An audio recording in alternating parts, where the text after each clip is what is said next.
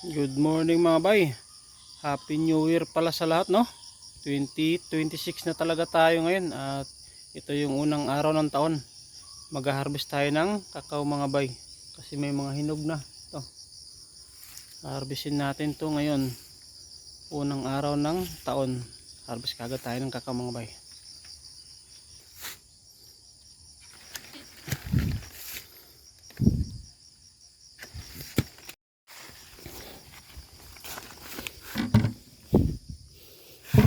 Ikunin muna natin to mga bay bago natin biyakin lahat.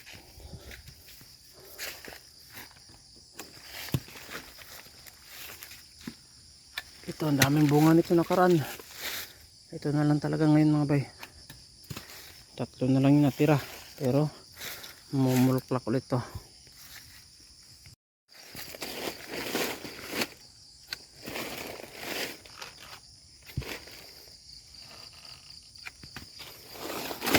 May balot pala to nakaraan mga bay, no? Tinanggalan ko lang ng silupin ng mga nakita ko ng pahinog na. Tinanggalan ko na ng mga plastic or yung pangbalot.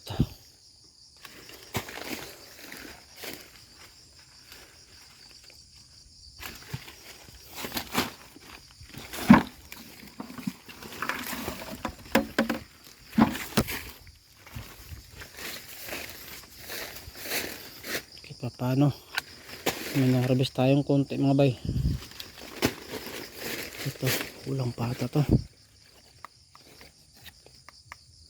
Kulang pa mga bay.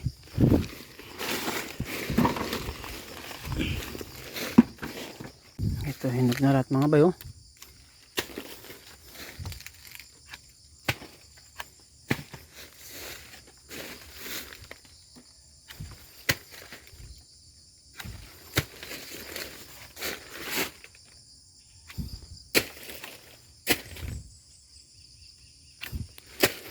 Ayan.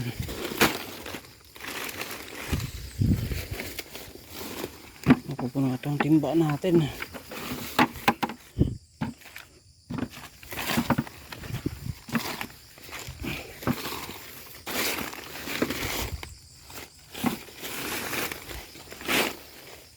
Sakto mga bay, puno na din. Ilang piraso din ito mga bay, isang timba. 5, 10, 15, 20, nasa 23 mga bay yung laman ng ating timba. Yan, sakto lang yung laki, no?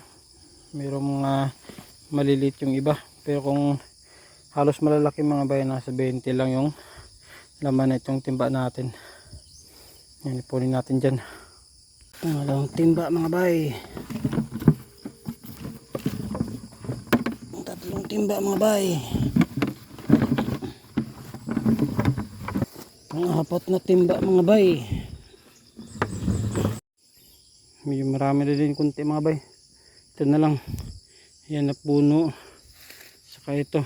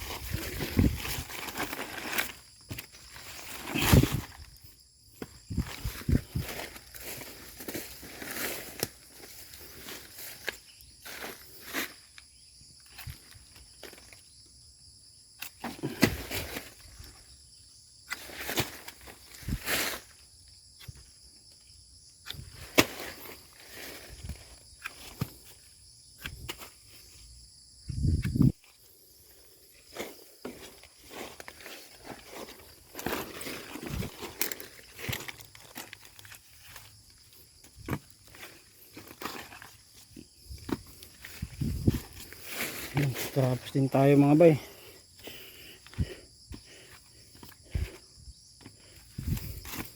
Siguro kaya naman to kahit 3 kilo mga bay kapag natuyo, no? Yan. Kahit paano nakaharvest tayo ng konting kakao. Natapos na din tayo mga bay mag-harvest. At mamayang hapon na lang namin bibiyakin to kasama yung aking magina mga bay. At hanggang dito na lang. Happy New Year ulit sa lahat mga bay. At maraming salamat sa panunod. Ingat po tayo palagi.